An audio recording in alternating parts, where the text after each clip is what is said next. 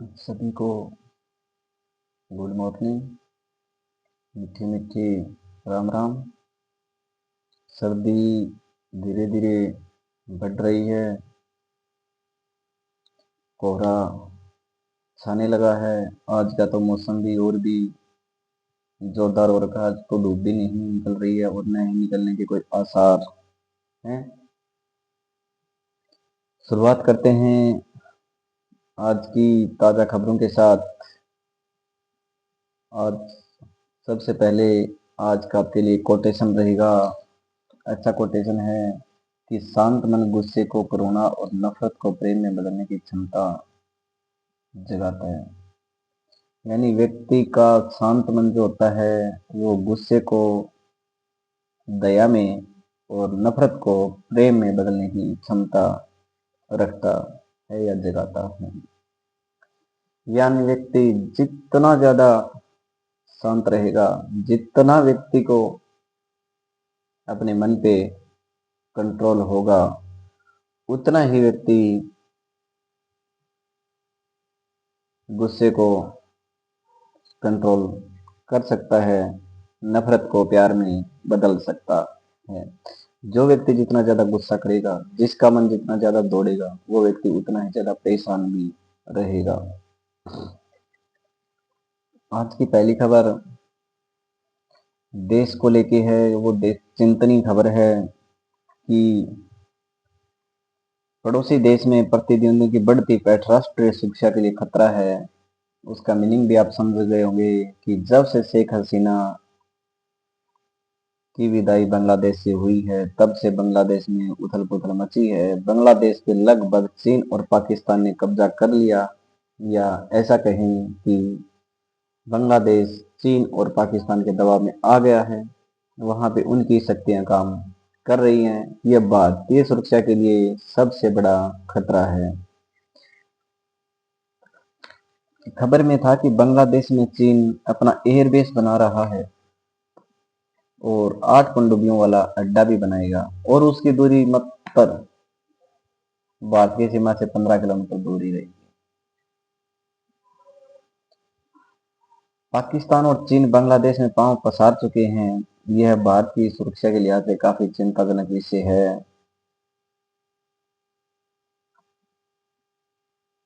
चीन बांग्लादेश के पेकुआ में 8 पनडुब्बियों का अड्डा भी बना रहा है। बांग्लादेश की नौसेना के पास अभी 2 पनडुब्बी हैं, लेकिन चीन अपनी 8 पनडुब्बियों का बेड़ा बांग्लादेश में बना रहा है। बांग्लादेश ने इसी साल मार्च में चीन के साथ एमओयू किया है। लाल मोनरी हाट एयरबेस भारत की उत्तरी सीमा से 15 किलोमीटर दूर है। यानी जो बेस बना रहे हैं वो लाल मोनरी हाट एयरबेस है। सिलीगुड़ी कॉरिडोर इसकी जद में आता है। यानी सिलीगुड़ी जो है वो उसके पास ही है, जिसे संवेदनशील चिकने के इलाके के रूप में जानते हैं। सिलीगुड़ी से बांग्लादेश वायुसेना के एयरबेस की दूरी करीब 70 किलोमीटर है। चीन की यहाँ मजबूत मौजूदगी गंभीर सामरिक सवाल खड़े करती है। भूटान और भारत के बीच के चीनी इलाके को देखते हुए भी इस एयरबेस का सामरिक महत्व बढ़ जाता है। आश्वासन दिया गया है कि बांग्लादेश में ऐसे देशों के पांव मजबूत होना भारत की सुरक्षा के लिए गंभीर खतरा है, जो हमारे मित्र नहीं है। विदेश मंत्रालय ने समिति को आश्वस्त किया है कि स्थिति पर पैनी नजर रखी जा रही है। यानी देश की सीमा पर ऐसे एयरबेस बनाना देश के लिए चिंता का विषय है, और वो भी दुश्मन जो हमारे देश हैं वो ये सब कारनामे कर रहे हैं। राजनीतिक स्तर पर बांग्लादेश का हाथ थामते हुए चीन ने बांग्लादेश की जमात-ए-इस्लामी पार्टी को आमंत्रित किया और बांग्लादेश के राजनीतिक नेतृत्व के साथ अपने संबंध मजबूत करने के इरादे स्पष्ट कर दिए हैं। यानी जैसे ही शेख हसीना बांग्लादेश से भागी है, चीन ने अपने इरादे जाहिर कर दिए हैं। कमेटी की रिपोर्ट में यह भी सामने आया कि चीन बांग्लादेश से होते हुए अपनी वस्तुएं भारतीय बाजार में खपा रहा है। यानी जो चीन है वो बांग्लादेश को हथियार बना रहा है, उसी के रास्ते भारतीय बाजार में चीन अपना सामान खपा रहा है। चीन की इस हरकत की वजह से भारत के व्यापारिक हित भी प्रभावित हो रहे हैं।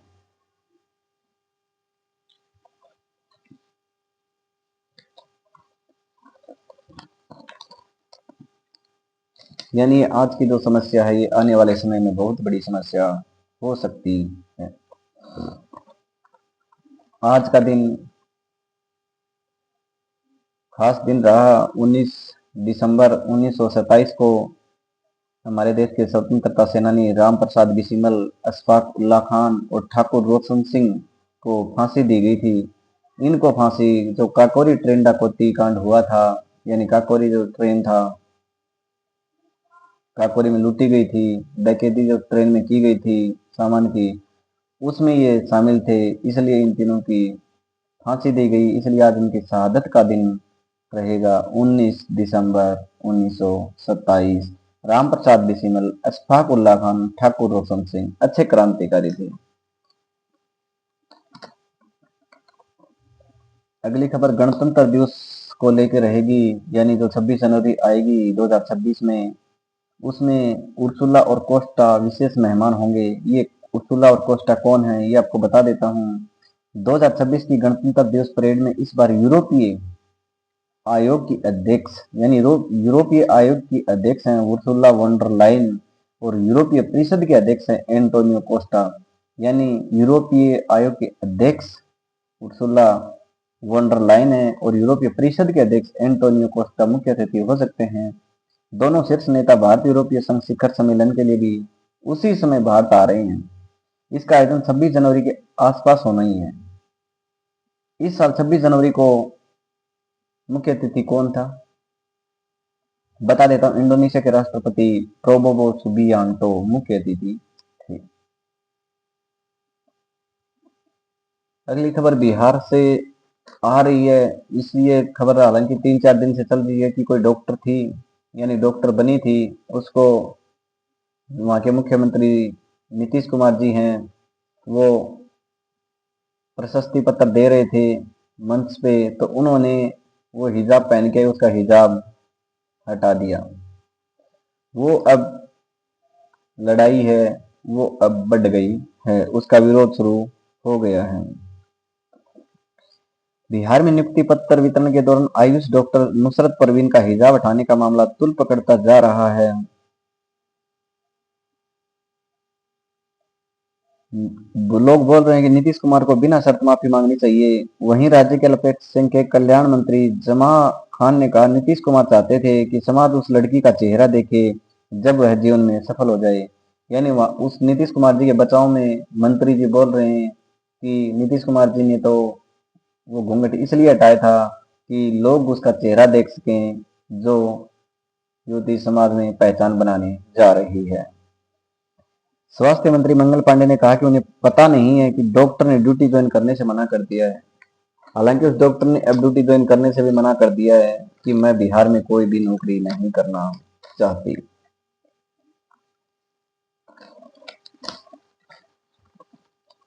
हालांकि इतने बड़े नेता के द्वारा ये सब करना बहुत ही घिनौनी हरकत, इसके लिए तो वैसे कोई माफी होनी भी नहीं चाहिए।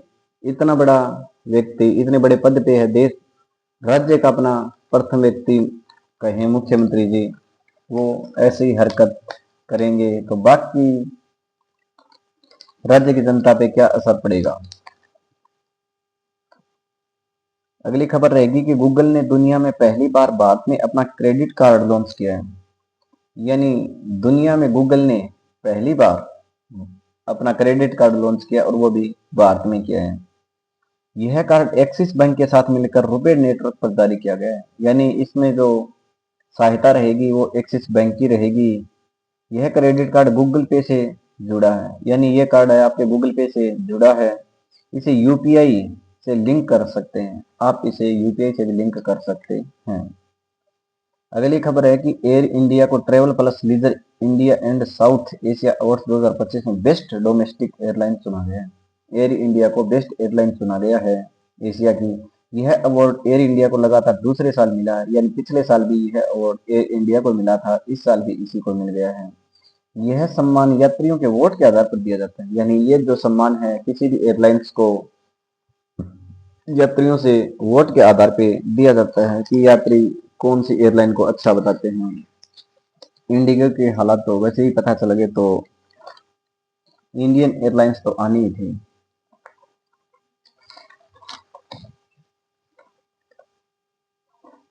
अगली खबर भोपाल से आ रही है। भोपाल जाने वाले यात्रियों के लिए मेट्रो की सुविधा हो गई है और वो उस मेट्रो का 20 तारीख को यानी कल लोकार्पण भी हो जाएगा। यानी 20 तारीख से भोपाल में मेट्रो चलनी शुरू हो जाएगी, जो मध्य प्रदेश की राजधानी है। अगर किराए की बात करें, इसका किराया 20 से 40 रुपए तक है। अगली एक प्रेरणादायक कहानी ये रहेगी कि दुनिया में परेशानियां उन लोगों द्वारा पैदा की जाती हैं जो खुद को महत्वपूर्ण मानते हैं। यानी जो व्यक्ति अपने आप को यानी महत्वपूर्ण मानते हैं या अपने आप को ज्यादा साबित करते हैं, उनके ही द्वारा दूसरों के सामने परेशानियां पैदा की जाती हैं। पंडित विजय शंकर मेहता जी ने अच्छा लिखा है व्यक्ति के बारे में कि मन की गति रोक ली तो पूरा व्यक्ति तो संतुलित हो जाएगा। यानी वो समझाने की बात बता रहे हैं कि ऐसा कहते हैं कि पीपल के पान यानी पत्ते, हाथी के कान और बरगीद के भगवान हिलते ही रहते हैं। यानी उन्होंने अच्छा उदाहरण दिया है कि पीपल के पत्ते हवा आती है तब आपने देखा ही है, या वैसे भी थोड़ी सी हवा में भी वो हिलते ही रहते हैं। हाथी के कान वो भी आपने देखे हैं, और जो व्यक्ति भ्रमित रहता है उसके भगवान हिलते ही रहते हैं या बदलते ही रहते हैं। अब इसे हम अपनी मानसिकता, दृष्टिकोण, सोच के साथ जोड़ सकते हैं। यानी अपनी मानसिकता, अपना देखने का दृष्टिकोण है, अपनी सोच का जो दायरा है, उससे इन तीनों को जोड़ सकते हैं। इन तीनों का एक अर्थ होता है माइंडसेट। यानी इन तीनों का एक ही अर्थ है अपना माइंडसेट। हमारा माइंडसेट तीन तरह का हो सकता है, ग्रोथ है, मिक्स्ड है और बैलेंस्ड है। यानी ग्रोथ है, फिक्स है, यानी एक तो जिसमें ग्रोथ हो रही हो, एक हमने वो फिक्स कर लिया, और तीसरा होता है बैलेंस करके चलना। ग्रोथ माइंडसेट में लोग बहुत क्रिएटिव होते हैं, आशावादी होते हैं और उत्साह से भरे रहते हैं। यानी जिनकी ग्रोथ माइंडसेट होता है वो बहुत क्रिएटिव होते हैं, बहुत आशावादी होते हैं और सबसे ज्यादा उत्साह से भरे रहते हैं। फिक्स्ड माइंडसेट में निराशा, उदासी, बेचैनी जल्दी घेर लेती है। यानी जो फिक्स माइंडसेट लेके चलते हैं उनको उदासी है, बेचैनी है, चिंता है, वो जल्दी ही घेर लेती है या उन पे हावी हो जाती है। इस मानसिकता के लोग जीवन में आगे नहीं जा पाते। कुछ लोग हमने देखे भी हैं, एक दो हमारे ऐसे दोस्त भी हैं जिनका फिक्स ही माइंडसेट है कि ऐसा नहीं हो सकता। और बैलेंस्ड माइंडसेट वाले शांत, प्रसन्न, सुनिश्चित, सफल होकर रहते हैं। यानी जो बैलेंस्ड होकर चलते हैं वो शांत होते हैं, साफ होते हैं, सुनिश्चित होते हैं और वो धीरे धीरे सफल भी हो जाते हैं। तो हमें यदि बैलेंस्ड माइंडसेट रखना है तो अपने मन पर काम करना होगा, क्योंकि मन पेंडुलम की तरह कभी एक अति पर जाता है, कभी दूसरी अति पर जाता है, वह कभी मध्य में नहीं रुकता। यानी जो पेंडुलम होता है वो कभी ऊपर जाएगा, कभी नीचे जाएगा, बीच में एक जगह वो कभी नहीं रुकता है। जिसने मन को रोक लिया उसका पूरा व्यक्तित्व संतुलित होगा। यानी जिसने मन पे कंट्रोल कर लिया उसका व्यक्तित्व संतुलित हो जाएगा। और संतुलित व्यक्तित्व वाले व्यक्ति दुनिया और दुनिया बनाने वाले दोनों को ठीक से जी लेते हैं या समझ लेते हैं या पा लेते हैं।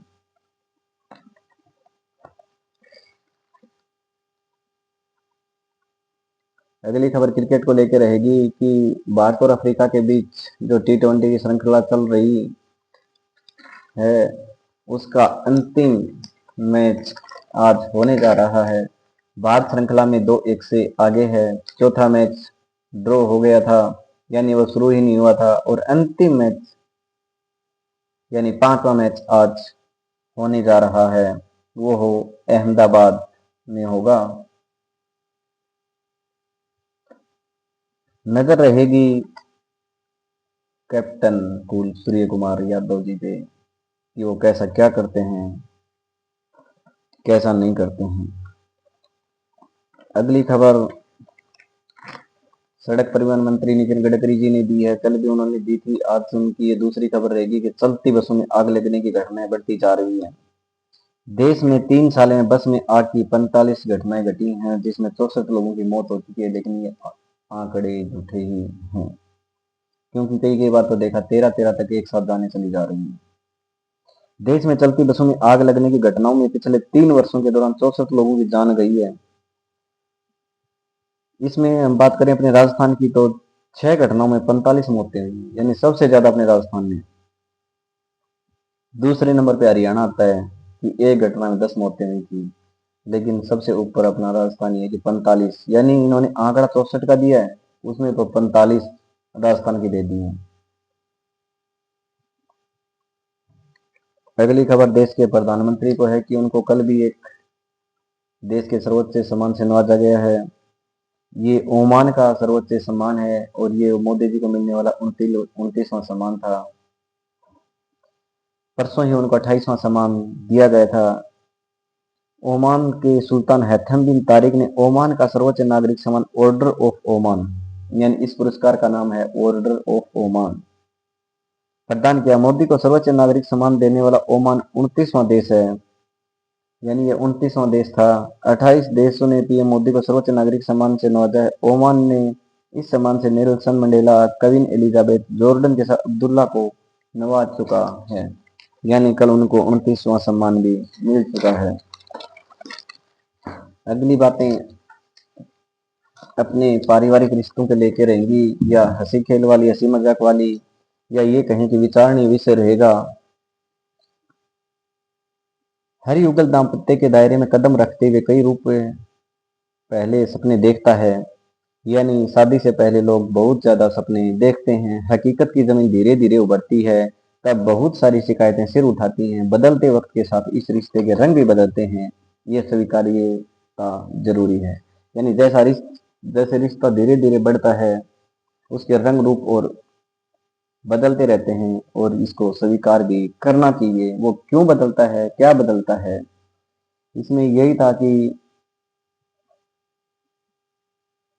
दो सहेलियां हैं, वो आपस में बातें कर रही हैं। एक सहेली उसके रिश्ते के बारे में पूछती है तो उदास मन से ही बोल देती है कि ठीक ही चल रहा है, लेकिन वो बताती है कि नहीं ठीक, उदासी से बताए तो ठीक तो नहीं चल रहा है, क्या प्रॉब्लम है। तो उसने ये बताया कि पहले हम इतना प्यार करते थे एक दूसरे से, अब धीरे धीरे हमारा प्यार कम हो रहा है।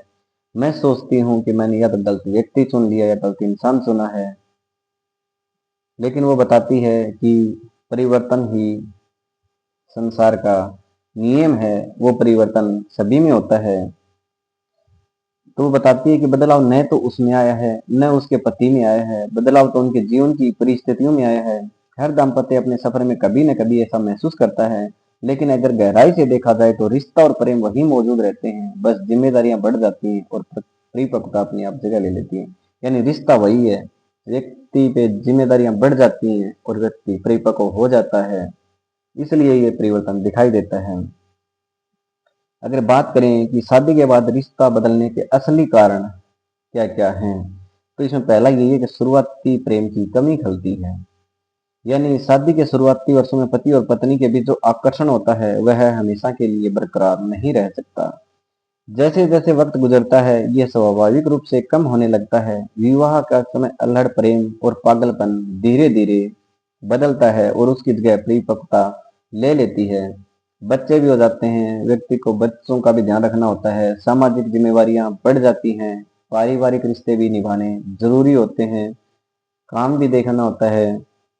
इसलिए बदलाव की शिकायत न करें। उम्र के साथ जो परिपक्वता आती है उसे समझें, संभालें और प्रेम से स्वीकार करके उसका आनंद भी लें। दूसरा कारण ये था कि कभी लगता है गलत व्यक्ति चुन लिया। कभी कभी हम अपने साथी से बेहद खुश रहते हैं तो कभी बहुत नाराज हो जाते हैं। कई बार झगड़ा ज्यादा हो जाता है तो साथी के प्रति तमाम नकारात्मक ख्याल आते हैं और लगता है कि जीवन साथी चुनने में मुझसे गलती हो गई, लेकिन ऐसा नहीं है। अपने जीवन साथी से खुलकर अपने मन की बात कह दें और उनसे अपनी अपेक्षाओं का जिक्र कर दें तो बेहतर नतीजे मिलेंगे। यानी जिस चीज की आपको जरूरत है या जिसकी अपेक्षा आप करते हैं उसका उनके सामने जिक्र करें। तीसरा कारण ये रहा कि गुण देखने के बजाय कमी खोजते हैं। यानी जब ऐसा लगने लगता है तो व्यक्ति उसमें सामने वाले में अच्छा ही नहीं देखता, उसके कमियां देखना शुरू कर देता है कि इसमें कौन सी कमी अब दिखाई दे, और फिर अपना वो झगड़ा शुरू कर देते हैं। हम भूल जाते हैं कि हमारे भीतर भी कुछ स्वभावगत कमियां या बुरी आदतें हो सकती हैं जो जीवन साथी को परेशान करती हैं। जब पति या पत्नी एक दूसरे में अवगुण ढूंढते रहते हैं तब दाम्पत्य जीवन में बेरुखी कलह और झगड़ाहट लगती है। बेहतर होगा कि पति पत्नी एक दूसरे में उसी तरह गुण और अच्छाइयां खोजें जैसे खुद में और बाहर वालों में खोजते हैं।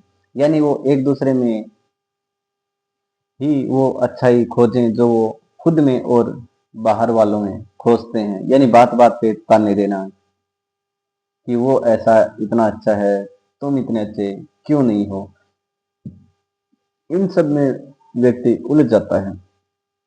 अगला कारण है कि शादी को मुश्किलों का कारण मानते हैं। यानी कई बार हम जिंदगी में आए बदलावों के साथ तारतम्य नहीं बिठा पाते, समय प्रबंधन में माहिर नहीं होते या बदलते समय के साथ खुद में सुधार नहीं करते, तो पेशेवर या शैक्षणिक जीवन में पहले जैसी सफलताएं हासिल नहीं कर पाते। असल में विवाह के बाद ध्यान बंट जाता है। यानी शादी के बाद ध्यान बंट जाता है, बदली परिस्थितियों से सामंजस्य नहीं बन पाता, इसलिए यह मानना छोड़ दें कि शादी ही बर्बादी का कारण है। यानी हम कई बार परिस्थितियों से सामंजस्य बैठाने में भी असफल हो जाते हैं, इसलिए ये न माने कि शादी ही बर्बादी का कारण है। अगला कारण ये है कि दूसरों से तुलना करके कम तरह आते हैं। यानी हम या सामने वाले की तुलना दूसरों से करने लग जाते हैं तो उनकी तुलना में उसको हम कम तर आंकते हैं। उनकी परिस्थितियां अलग होती हैं, ऐसा नहीं करना चाहिए क्योंकि उनकी परिस्थितियां अलग होती हैं, हमारे जीवन साथी की परिस्थितियां अलग होती हैं, उनका स्वभाव अलग होता है, अपना स्वभाव अलग होता है, उनकी सोच भी अलग है, अपनी भी सोच अलग है। हम अक्सर अपने जीवन साथी की तुलना दूसरे लोगों या टीवी और फिल्म के किरदार से करते हैं और फिर साथी को उनसे कमतर पाकर दुखी होते हैं। हम भूल जाते हैं कि टीवी धारावाहिक या फिल्मों की दुनिया सच नहीं बल्कि कल्पना मात्र है। इसी तरह दूसरे दंपतियों से तुलना करते समय भी हम भूल जाते हैं कि हम दिन भर या हर वक्त उनके साथ नहीं रहते, इसलिए उनके बीच होने वाले झगड़े और उनकी आपसी शिकायतों का हमें कोई अंदाजा नहीं है। क्योंकि एनी टाइम हम उनके साथ नहीं रहते, इसलिए उनके जो भी बात बीच में होती है वो हमें दिखाई नहीं देती। हमें तो बस वही दिखाई देती है जब वो हंसी खुशी से हमारे सामने पेश होते हैं। दुनिया में हर इंसान दूसरे इंसान से अलग होता है, सबकी परिस्थितियां और स्वभाव भिन्न हो सकते हैं, इसलिए तुलनात्मकता की पालना छोड़ दें। अगला कारण ये रहेगा कि कुछ बदलाव खुद में भी करने होंगे। रिश्ते को मजबूत बनाने और नयापन बनाए रखने के लिए सोच के साथ साथ खुद में भी थोड़ा बदलाव लाएं। पारदर्शिता बेहद जरूरी है, खास तौर पर सोशल मीडिया और फोन एक्सेस के स्तर पर। इससे भ्रम कम होता है और रिश्ता मजबूत बनता है। तो शादीशुदा साथी अगर कोई ये सोच रहा है तो वो इन सब बातों का थोड़ा ध्यान रखे और परिवर्तन खुद में ही करे। अगले कुछ आपको क्वेश्चन बताना चाहूंगा कि भारत का, मैंने बताया था भारत का सबसे बड़ा नदी द्वीप माजुली द्वीप है, जो कौन से राज्य में है? वो असम राज्य में है। और कौन सी नदी पे? ब्रह्मपुत्र नदी पे है। यानी इसमें 3-4 क्वेश्चन हो गए कि भारत का सबसे बड़ा नदी द्वीप माजुली द्वीप है, कौन से राज्य में है? ये असम राज्य में है। कौन सी नदी पर स्थित है? ये ब्रह्मपुत्र नदी पे स्थित है।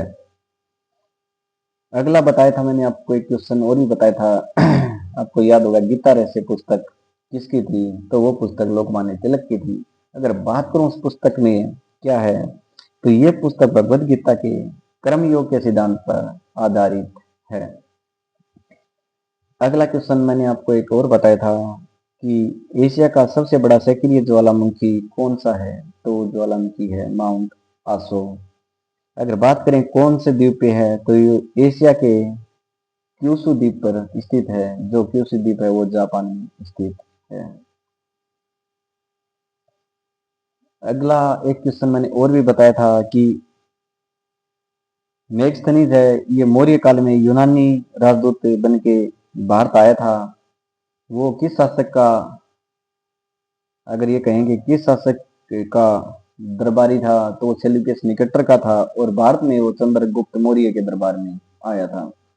क्वेश्चन इसमें कई बार ये पुटअप हुआ है कि चंद्रगुप्त मौर्य के दरबार में कौन सा दरबारी आया था? जो सेल्यूकस निकेटर जो था वो। अगला था कि हवा में पेड़ की जड़ें बरगद की बढ़ती हैं, इन जड़ों को स्तंभ जड़ें भी कहा जाता है।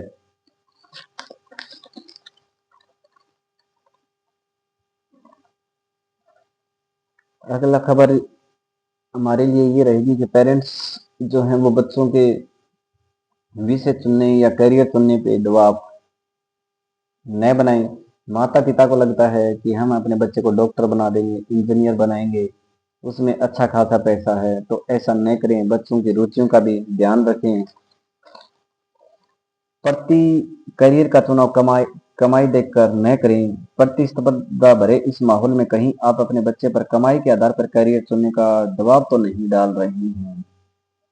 तमाम चुनौतियों वाले इस युग में माता पिता अपने बच्चों का भविष्य सुरक्षित देखना चाहते हैं, और यह स्वाभाविक भी है। यानी माता पिता अपने बच्चों का भविष्य सुरक्षित देखना चाहते हैं, और यह है होना भी चाहिए, और यह स्वाभाविक भी है, सभी देखते हैं।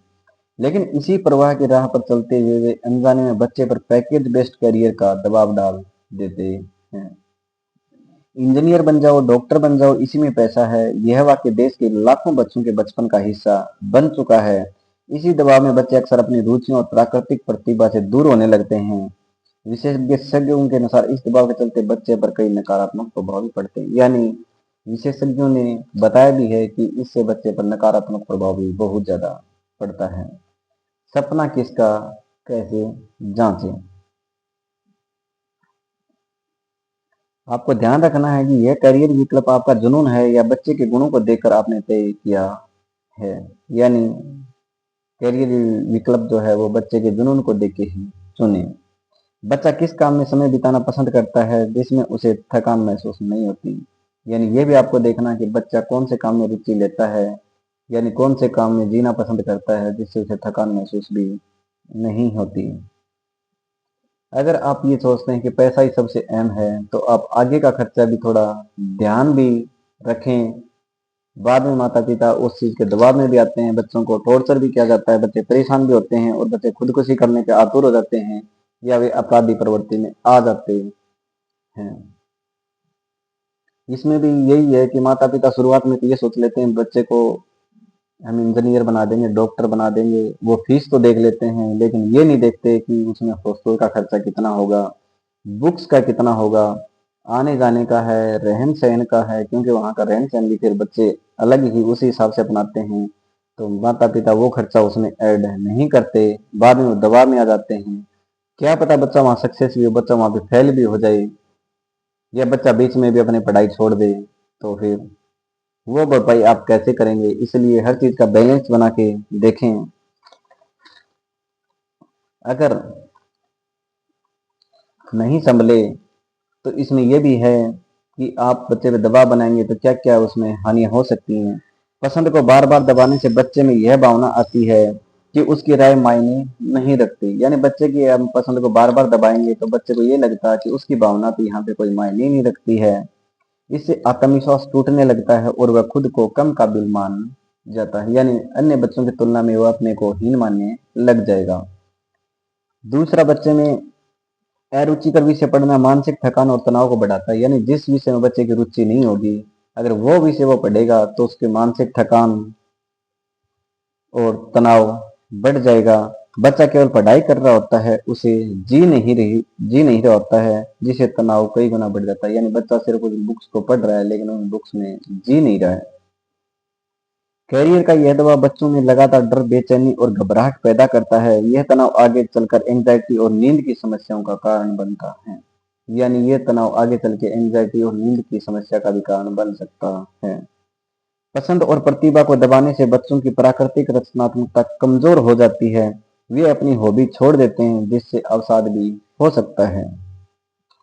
यानी बच्चे की पसंद और प्रतिभा को दबाने से बच्चों की जो प्राकृतिक रचनात्मकता है वो कम हो जाएगी, और वे अपनी जो मनपसंद चीजें हैं या हॉबी रुचि है उसको भी छोड़ देंगे, और बच्चे में तनाव बढ़ जाएगा।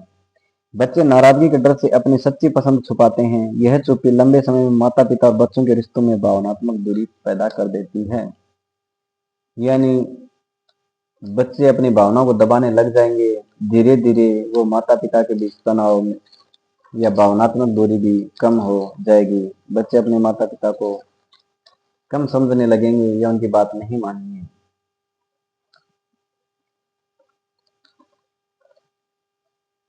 अगली खबर प्रकृति को लेकर, पौधों के लेकर रहेगी कि पौधों में कई बार क्या होता है कि हम प्रकृति से प्यार करते हैं, पौधे लगाना चाहते हैं, लेकिन टाइम पे उनमें पानी नहीं दे पाते, खाद नहीं डाल पाते, या लगभग चांस ये रहता है कि हम पानी टाइम पे नहीं देंगे, पौधे मुरझा जाते हैं और पौधे धीरे धीरे खत्म भी हो जाते हैं। इससे बचाव के कुछ तरीके बताएं कि आप वो विधि यूज करेंगे तो पौधे बचाव में रहेंगे। पौधों को रोज समय से पानी देना एक बड़ी जिम्मेदारी है। मिट्टी जरा सी सूखी और पौधा तुरंत मुरझाने लगता है, कभी कभी तो पौधा सूख भी जाता है। ये खास तौर पर उन लोगों के लिए चुनौती होती है जो हरियाली के तो शौकीन हैं, लेकिन काम, यात्रा या व्यस्त दिनचर्या के कारण अपने पौधों को नियमित रूप से पानी नहीं दे पाते। ऐसे में ये आसान उपाय बड़ी मदद कर सकते हैं। यानी आपको 5 उपाय बताएंगे।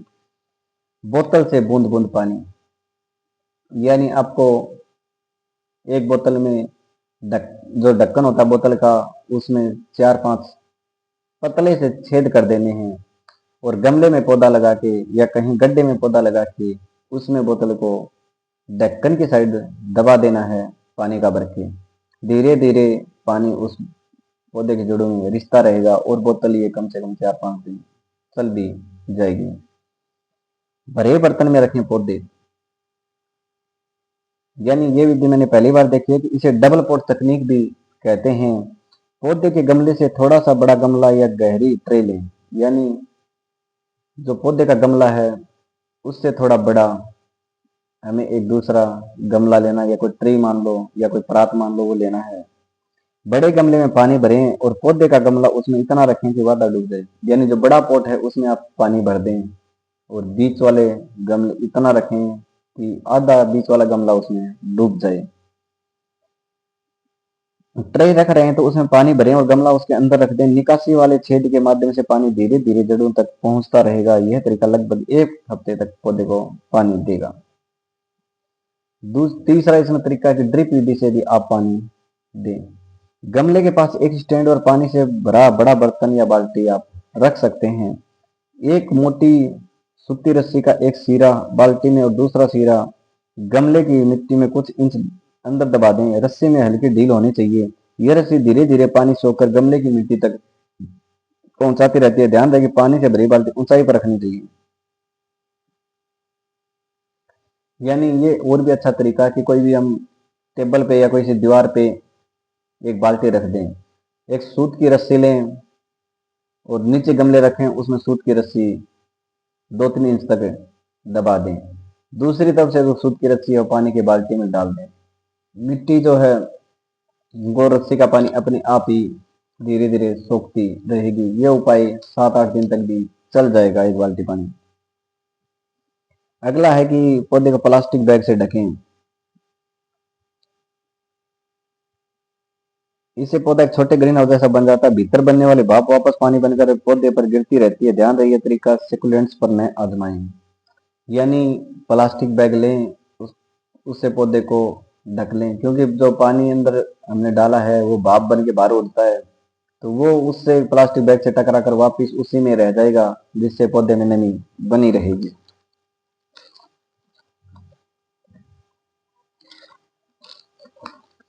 ये आज की ताज़ा खबरें थी। अच्छी बातें आपको बताई, निजी जीवन के लिए भी अच्छी बातें बताई। थोड़ा इन पे गौर भी कीजिएगा, अच्छे से समझिएगा।